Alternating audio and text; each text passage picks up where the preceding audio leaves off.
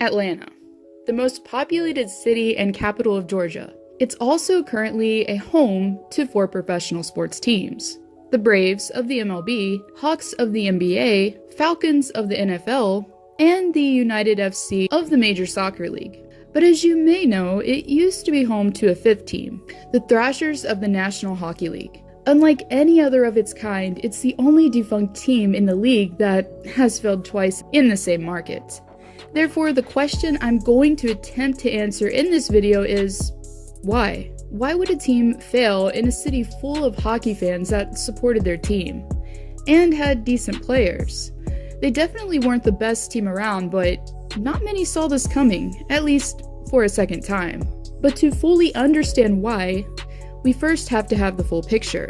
To start, let's travel back a few years to 1980, the first time an NHL team departed from the city, the Atlanta Flames, who held an 8-year stint in the state's capital before succumbing to the fact that maybe the Southeast wasn't ready for hockey, at least at the professional level. From there, they were relocated to Calgary, Alberta, and became the team that we know of as today, the Calgary Flames. Several years later, the city had a chance at redemption, as Atlanta was again awarded an NHL team, a second time in June of 1997. Luckily, the team was granted the Phillips Arena on site, where the former team played its games in the Omni Center. Things started off well for the new team, as their first game featured a sold-out crowd.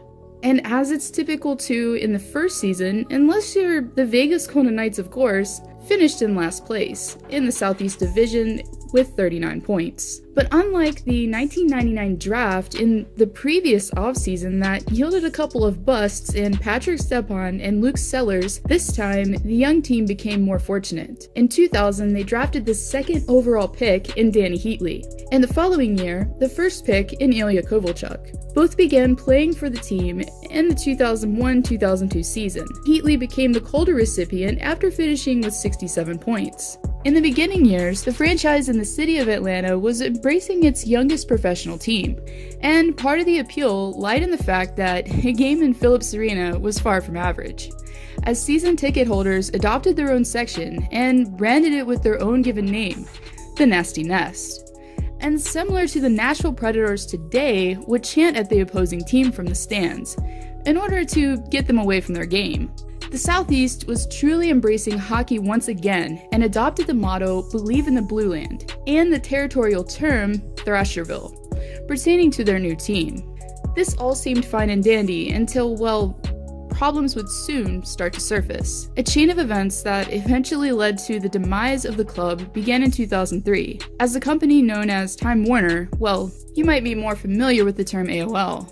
At least if you're around for the dial-up internet like I was. Anyways, they decided to sell both the Thrashers and the NBA's Atlanta Hawks to Atlanta Spirit.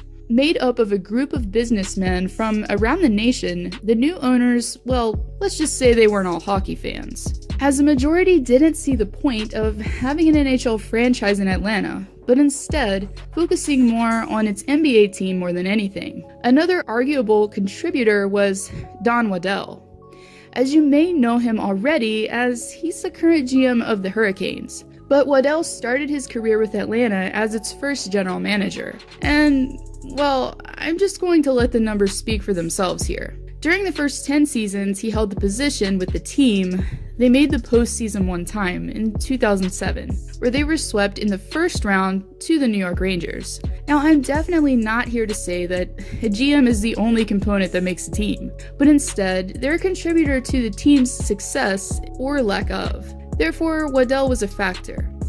As I mentioned before, the first draft year of '99 wasn't the best for Atlanta, but it really wasn't the best for anyone. And also previously mentioned, he landed some of the team's core in Heatley, Kovalchuk, Ledinen, and Coburn. But then, well, he also landed a bunch of busts that basically went nowhere, including Boris Valabik, Alex Barrett, and Alex Burmistrov, who could have been replaced with a franchise player in Tarasenko. But these were the picks for whatever reason Waddell saw were the best for his team. And there's also the trades. For instance, Coburn for Sitnik? Or better yet, Kovalchuk for Odoya? Sure, this guy ended up winning cups with Chicago, but Seriously? Kovalchuk was easily a franchise player for Atlanta, putting up over 90 points twice for the club. And Adoya was, well, let's just say, he didn't come close. Sure, he wanted a bigger contract than the team could afford, but he could have at least tried for a better return. It wasn't until Rick Dudley assumed his position that they landed Wheeler and Bufflin, two core players that would remain with the team once it was moved. Another reason that was the tragic accident that claimed the life of forward Dan Snyder and injured his teammate Danny Heatley. This was terrible news for the team, as Heatley was expected to be a dramatic force in the lineup the following season, as he had recently finished with 89 points a few months earlier. Heatley eventually returned to the ice despite multiple injuries, but was never the same player. The forward was traded not long after the lockout in exchange for Marian Hossa, but the tragedy not only affected one player, as it seemed like a dark cloud hovered over the team and even the city from there. And the final reason I'm going to touch on is, well, this guy right here. You know, the one that wants to grow the game. Well, this time his mission went unfortunately futile, as he decided to hold on to the Phoenix Coyotes over Atlanta. Sure, it's great to grow the game, but this team obviously wasn't working out in the desert. Sure, other teams like Vegas have success there, but the Coyotes should have been the team to go up north a long time ago, at least before this franchise. Even still, Bettman couldn't be swayed in his decision to give the team to True North, and he eventually got his wish. As the Thrashers played their last and final game in Phillips Arena, things are becoming set for the relocation, as the $170 million deal was announced not long after by True North Sports and Entertainment. This meant that Winnipeg would once again have an NHL team in the city, while assuming the same name, the Winnipeg Jets. The $60 million relocation fee would be split between all teams throughout the league. The move was said by Bettman to have been the last option, to send a team to a less favorable TV market with lesser population and less exposure. Sure, many fans in Winnipeg couldn't have been happier to see a team return, but was there really no possible way to avoid this fate? So as I mentioned before, the team was sold to Atlanta Spirit by Time Warner in 2003, and this may have not had much effect if they actually wanted the team, as they were reportedly looking for potential buyers for it as early as 2004. The Thrashers weren't their apparent concern, but instead it was primarily the Atlanta Hawks. They claimed it was in their best interest to part ways with the struggling franchise, and they reportedly lost $130 million since taking over, and surprisingly,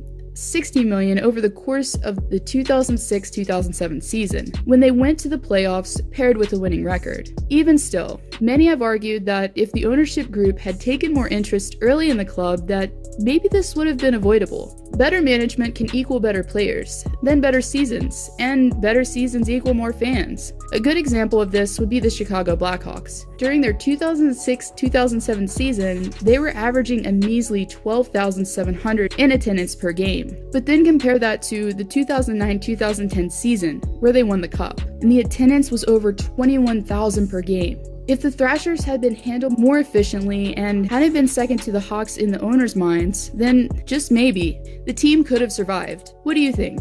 Do you think it would have been possible for Atlanta to have kept an NHL team at all? Or it just wasn't avoidable to move them? I'd like to know about it in the comments below. And as always, thank you for watching.